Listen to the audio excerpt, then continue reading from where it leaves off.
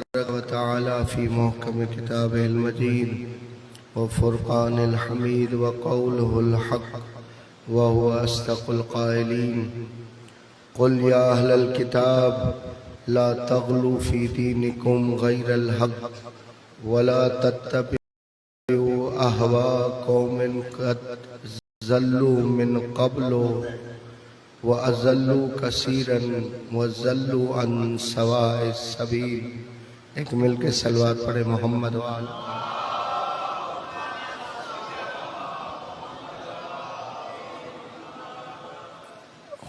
قرآن میں اللہ نے حکم فرمایا کہ میرے حبیب آپ کے اطراف میں جو اپنے برائے سب ہیں، گرچہ جیسے میں عرض کرتا ہوں کہ یہ حکم اہل کتاب کے لیے دیا جا رہا ہے، مگر خطاب سب سے ہے۔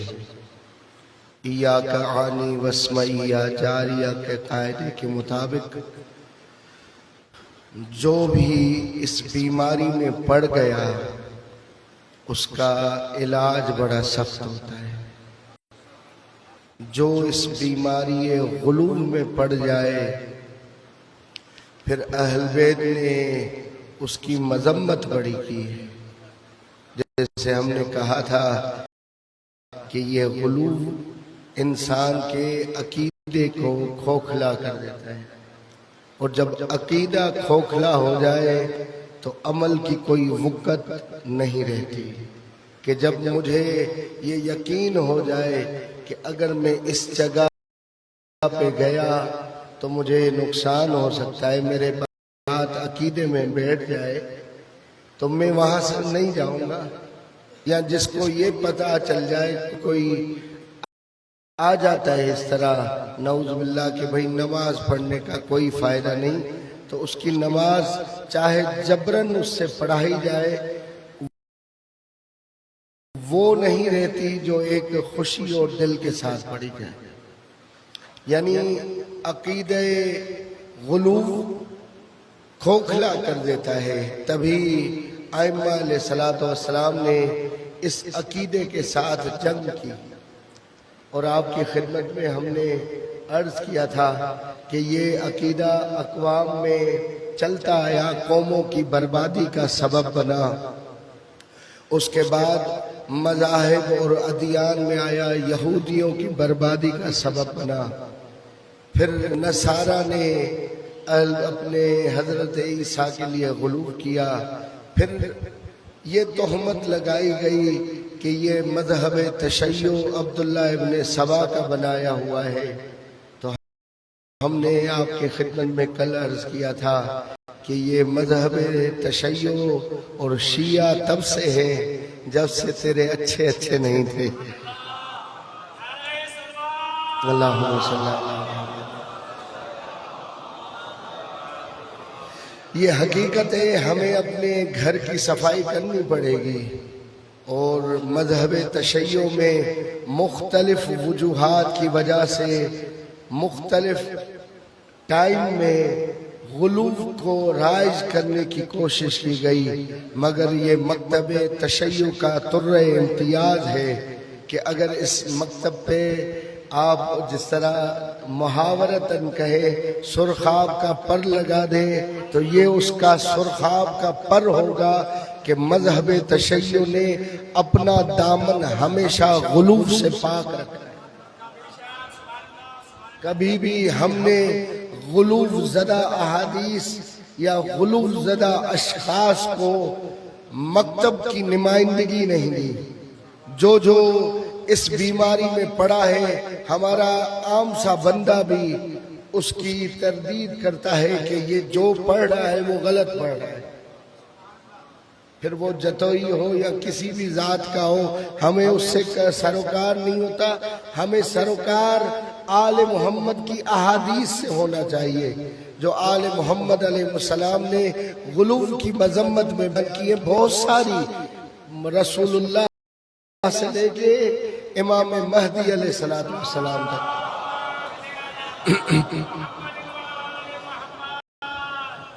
ان سے ساری احادیث نقل ہے۔ جس میں غلو اور غالی کی مذمت آئی ہے، اور غالی غین کے ساتھ ہے مگر دیکھا جائے تو وہ گاف کے ساتھ ہو جاتا ہے، جو غلو کرتا ہے وہ غالی بن جاتا ہے۔ یعنی آل محمد علیہ السلام اس چیز کے محتاج نہیں کہ ہم اپنے عقیدے بنا کے ان کے ساتھ جوڑ دیں، ان کی منزل اس سے بلند ہے، اور یہ واقعاً انسانی ناقص سوچ ہے کہ وہ سمجھتا ہے کہ اگر میں اس طرح کے ناول اور افسانے بنا کے اہل بیت علیہ السلام کے ساتھ فضائل جوڑ دوں گا تو ان کی عزت بڑھ جائے گی۔ بھئی جو پیدا ہوتے ہی اللہ نے جب سے خلق کیا ہے تب سے علی ہے، یا علی اللہم صلی علی محمد وآل محمد۔ جب سے اللہ نے خلق کیا ہے تب سے علی ہے، یعنی اور تبھی ذہن میں آ گئی بات، یہ ہماری سوچ ہوتی ہے، یعنی جو نعوذ باللہ اگر غلو کر کے اہل بیت کو بڑھائے وہ سمجھتا ہے میں نے ان کا مقام بڑھا دیا ہے۔ جب ظاہری طور پہ مولا علی علیہ السلام کو خلافت مل رہی تھی تو مولا کے پاس بہت سارے لوگ آ رہے تھے اور آ کے کہہ رہے تھے مولا آپ کو مبارک ہو، آپ خلیفہ بن گئے، آپ کو خلافت مل گئی۔ اس وقت حضرت ساسا بن سوہان، یہ دو افراد تو بھائی تھے، ایک زید بن سوہان دوسرے ساسا بن سوہان، دونوں کی مسجدیں کوفہ میں موجود ہے جہاں پہ نماز پڑھنا مستحب ہے، اور ایک خطیب منبر سلونی، اس کائنات میں سب سے بڑا اگر خطیب کہا جائے وہ علی ابن ابی طالب ہے، اور جسے علی ابن ابی طالب بولنا پسند کرتے تھے کہ یہ بولے میں سنو، اس کا نام ساسا بن سوہان کہ جسے مولا نے فرمایا ھذا خطیب شاشہ، یہ ایسا خطیب ہے کہ الفاظ محتاج ہوتے ہیں کہ ساسا کی زبان سے نکلے، یعنی عجیب معرفت کا ایک ذخیرہ تھا۔ جب دیکھا کہ یہ سب لوگ جا کے مولا علی کو مبارکباد دے رہے کہ مولا یہ جو جملہ ہے سائیکولوجیکل جملہ ہے نا کہ غالی غلو کیوں کرتا ہے تاکہ وہ اپنے مولا کی شان کو بڑھائے، تو اسے ساسا کا نسخہ دے رہا ہوں کہ ساسا نے جب دیکھا جب سب جا کے مبارکباد دے رہے ہیں کہ علی آپ کو مبارک، آپ کو خلافت مل گئی، تو وہ آگے بڑھ کے کہتا ہے کہ لقد علوت الخلافت وما علوتک، لقد زینت الخلافت وما زینتک، اے علی آپ کو مبارک آ کے دے رہے ہیں کہ آپ کو مبارک کو خلافت مل گئی، میں کہتا ہوں جا کے خلافت کو مبارک دے علی مل گیا، لقد یا علی۔ اور حقیقت بھی یہی ہے۔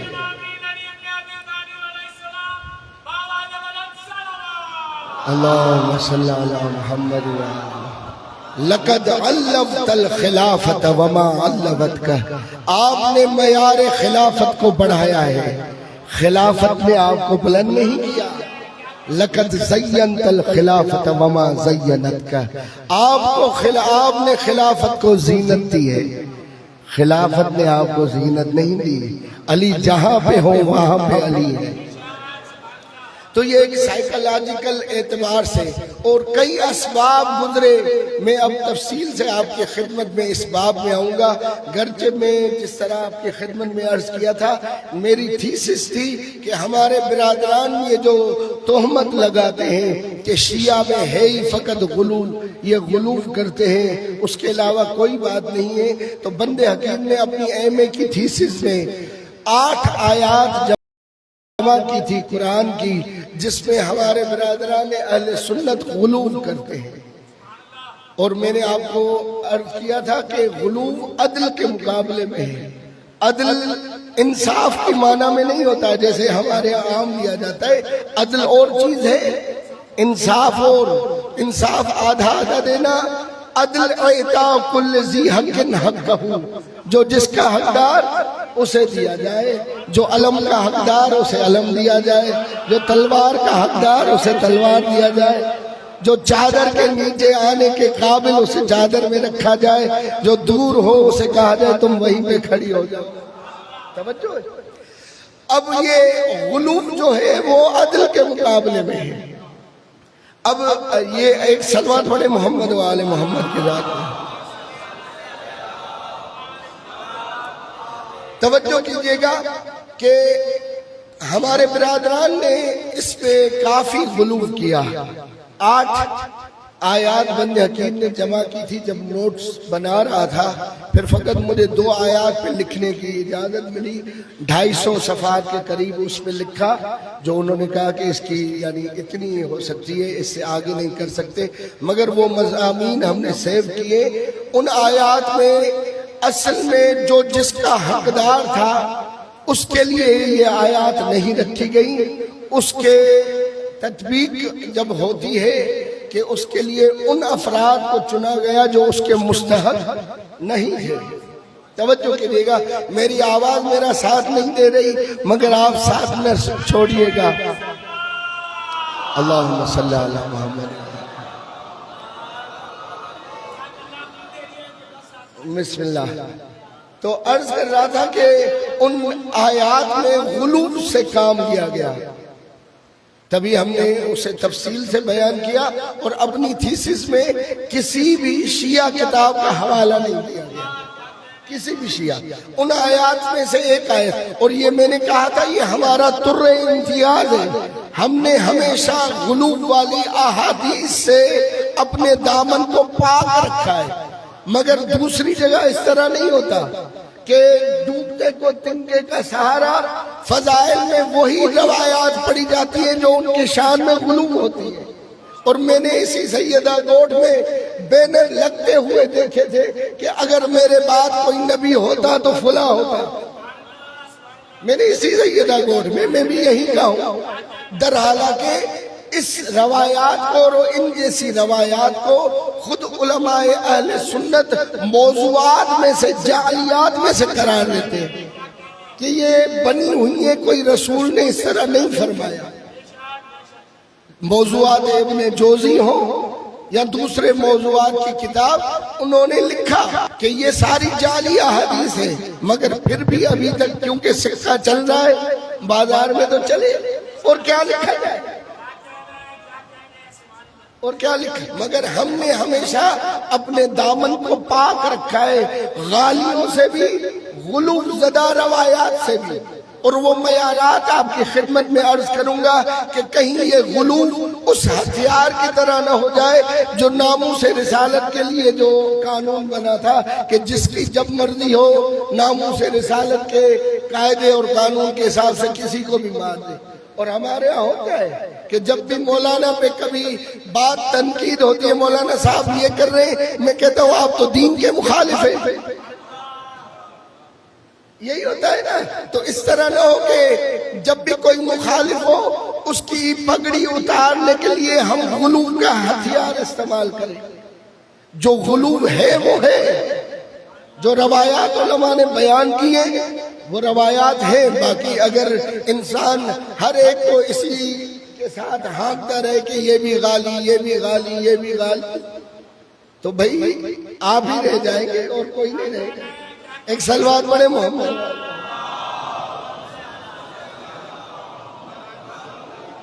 یعنی یہ تر امتیاز کہ ہم ہمیشہ اپنے دامن کو غلو زدہ احادیث سے پاک رکھتے ہیں، توجہ ہے، مگر دوسرے مذاہب اور فرق میں یہ نہیں ہوتا۔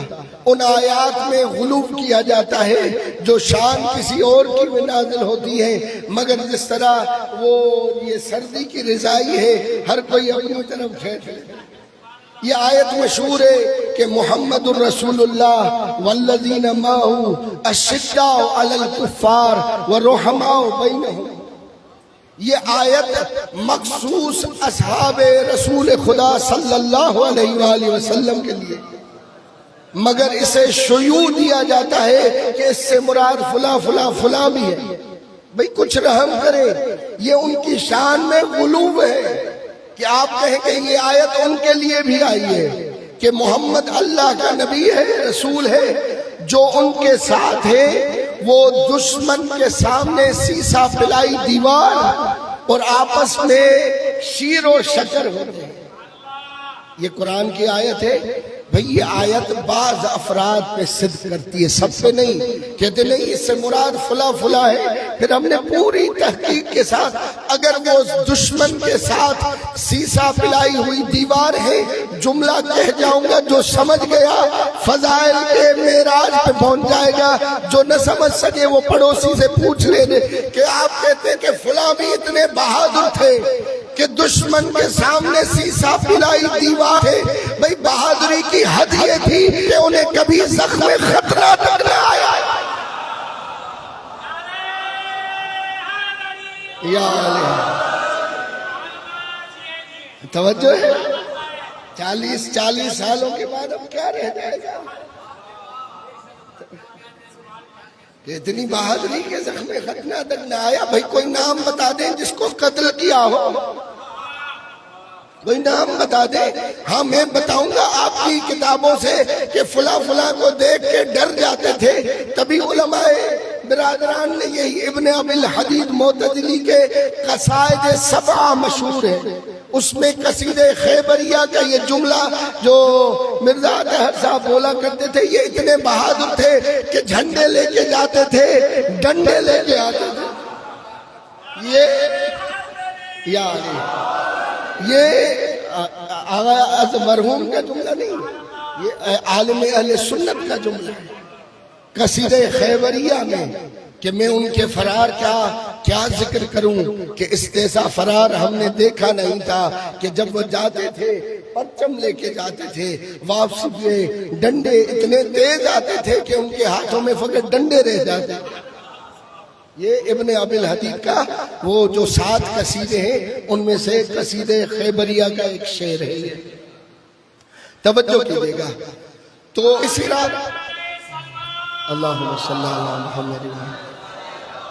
یعنی اگر میں اس باب میں جاؤں، واقعی میں چھوٹا سا طالب علم ہوں، اگر میں غلو اہل سنت کو پڑھنا شروع کروں اور ایک بھی اپنی کتاب کا حوالہ نہ دوں تو کم از کم مجھے 2 مشورے چاہیے جو اس کو بیان کریں کہ کہاں پہ غلو ہوا، کس طرح ہوا اور اس کو کس طرح رد کیا جائے گا. کہ یہ آپ کہیں کہ محمد الرسول اللہ والذین معہ اشداء علی الکفار، کافروں کے اوپر سیسا پلائی دیوار اور وہاں ان کے اوپر عذاب الہی ہوا کرتے تھے. کافر فقط علی سے ڈرتا تھا، کافر فقط علی سے ڈرتا تھا. پرانے دوست تھے اور یہ باتیں جی حقیقت ہے. اور کافر بھی ڈر کے مارے علی سے رشتہ داریاں کرنا شروع کر دیتا تھا. اور یہ آپ دیکھیں کہ جنگ خندق میں جب عمر ابن عبد ود کراس کر کے آیا ہے مولا علی اس کے ساتھ، تو وہ کہتا ہے کہ برخوردار کون ہو تم؟ کہا میں ابو طالب کا بیٹا علی ہوں. تو اس نے ایک جملہ کہا اور علماء فرماتے ہیں یہ اس ڈر کی وجہ سے تھا جو عمر ابن عبد ود جیسے بہادر کے اندر تھا کہ اس نے علی کی جنگ دیکھی بھی ہوئی تھی، سنی بھی ہوئی. تو اس نے یہی کہا کہ برخوردار تیرا باپ اور میں دوست ہوا کرتے تھے، مجھے اچھا نہیں لگے گا میں اپنے دوست کے بیٹے کو اپنے ہاتھوں سے قتل کروں. تو مولا علی نے اس کی زبان پہ مہر لگا کے کہا ما صداقت بین الکفر والایمان، جھوٹ نہ پکڑ، کبھی ایمان اور کفر میں دوستی نہیں ہو سکتی.